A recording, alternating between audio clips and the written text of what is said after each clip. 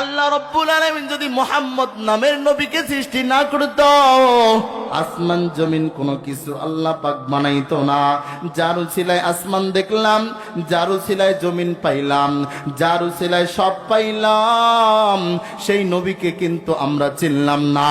আল্লাহর নবী হাদিসের মধ্যে বলেন, قال النبي صلى الله عليه وسلم لا يؤمن أحدكم حتى أكون أحب إليه من والده وولده والناس أجمعين। আল্লাহর নবী ডাক দিয়ে বলে, ততক্ষণ তোমরা মুমিন হতে পারবা না যতক্ষণ সব কিছুর থেকে আমি নবীকে বেশি মহব্বত না করতে পারবা। কথা বলেন ঠিক কিনা? বাগবাড়ি ন্যাংরা বাজারের মুসলমান, কোন দিকে তাকাবেন না বাবা, মনোযোগ দিয়ে কথাগুলো শুনে যান। এই মাহফিল তো জীবনের শেষ মাহফিল হতে পারে। নবীর প্রেম আমার আপনার এখনো অন্তরের ভিতরে ভালো করে পয়দা হয় নাই। নবীর এখনো আপনি চিনতে পারি নাই। ওই বেঈমানেরা নবীর দাড়ি ছাগলের দাড়ির সঙ্গে বলে, জোরে বলুন নাউজুবিল্লাহ। নবীর দাড়ি নাকি ছাগলের দাড়ির মতো লাগে, জোরে বলুন নাউজুবিল্লাহ। নবী নাকি এরকম ধর্ষণ করছে, 11টা বিবাহ করেছে। নবী নাকি এরকম নাবালক মেয়েকে বিবাহ করেছে। ওই সমস্ত কথা যারা বলে আমরা জানা দিতে চাই, ওরা কখনো মুমিন হতে পারে না। এরা হলো ইসলামের দুশমন, নবীর দুশমন। আওয়াজ দিয়ে বলেন ঠিক কিনা? আমি আপনি যদি প্রতিবাদ না করি তাহলে আমি আপনিও মুসলমান না। কথা বলেন ঠিক কিনা? কারণ এই তো পঞ্চগড়, কাদিয়ানির আকরা, সেখানে কাদিয়ানিরা এই পরিমাণে আকরা হয়ে গেছে। কারণ দেখবেন, যেখানে মাদ্রাসা নাই, ভালো আলেম ওলামা নাই, সেখানে কাদিয়ানির বসবাস। কথা বলেন ঠিক কিনা? আর আমরা তো হুচুকে বাঙালি, 10 টাকা যেই দিক কথা সেই দিক, চা পান যেই দিক কথা সেই দিক। কথা বলেন না কেন? সকালবেলা আমি চা পান খাওয়াইছি আমার, বিকেলবেলা সভাপতি সাহেব চা পান খেলেছিস, বিকেলবেলা সভাপতি। কথা বলেন না কেন? হুচুকে বাঙালি, চা যেদিকে কথা সেই দিকে। আর একটা ছাগলের বাচ্চারও 2500 টাকা দাম। কথা কন না কেন? কিন্তু নামধারী মুসলমান, এর দাম 10 টাকা। কথা বলেন ঠিক কিনা?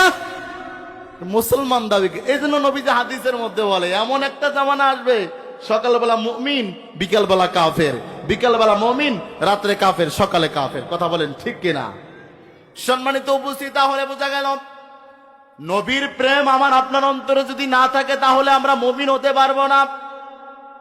নামে মুসলমান হতে পারি, কামে মুসলমান না।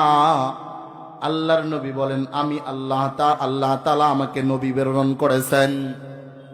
আমি মানুষকে ভালো ভালো কথা বলি। 40 বছর আগে খুবই ভালো আমি আলামিন।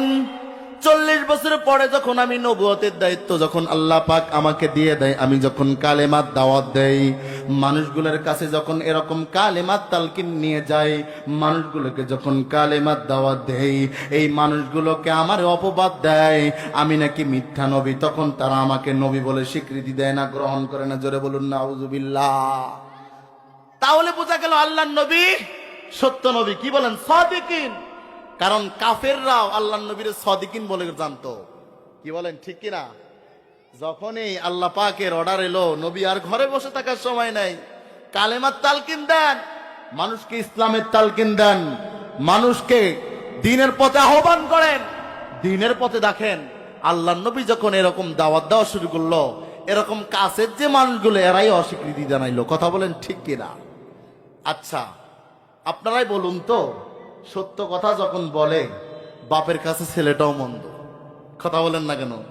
বাপের কাছে ছেলে মন্দ, ছেলের কাছে বাবা মন্দ। এই জন্য তো বলি, ঈমান থাকা চাই তো নবীর মোহাব্বত ভালোবাসা থাকা চাই। এই আলোচনাটা শুরু করার পূর্বে আমি আপনাদের কাছে বলতে চাই, আপনাদের আমার ভিতরে নবীর ভালোবাসা থাকার দরকার আছে না নাই? মোহাব্বতের আওয়াজে বলেন আছে ভাই? বাগবাড়িয়া ন্যাংরা বাজারে কোনো কাদিয়ানি গ্রুপ চলবে না। যদি কাদিয়ানি গ্রুপ আসে, এদের ঠ্যাং ভেঙে আমরা বিতাড়িত করে দেবো। কথা বলেন ঠিক কিনা? আপনারা বলেন তো, এই বক্তব্য কি কোনো রাজনীতিক? এটা ঈমান বাঁচানি বক্তব্য। কথা বলে না কেন? কথা বলে না কেন? কারণ গোলাম মোহাম্মদ কাদিয়ানি নিজেকে নবী দাবি করে, বেটা নামাজ নাই, রোজা নাই, কালাম নাই।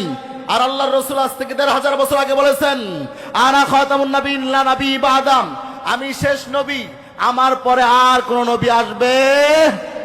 এই বেটা ভণ্ড, এই বেটা নিজেকে নবী দাবি করে।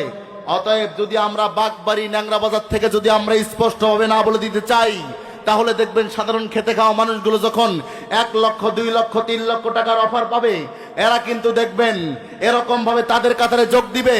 তাদের কাতারে যোগ দেওয়ার পরে কিন্তু সেই ব্যক্তি আর মুসলমান দাবি করতে পারবে না। কথা বলেন ঠিক কিনা? আল্লাহ আমাদেরকে হেফাজত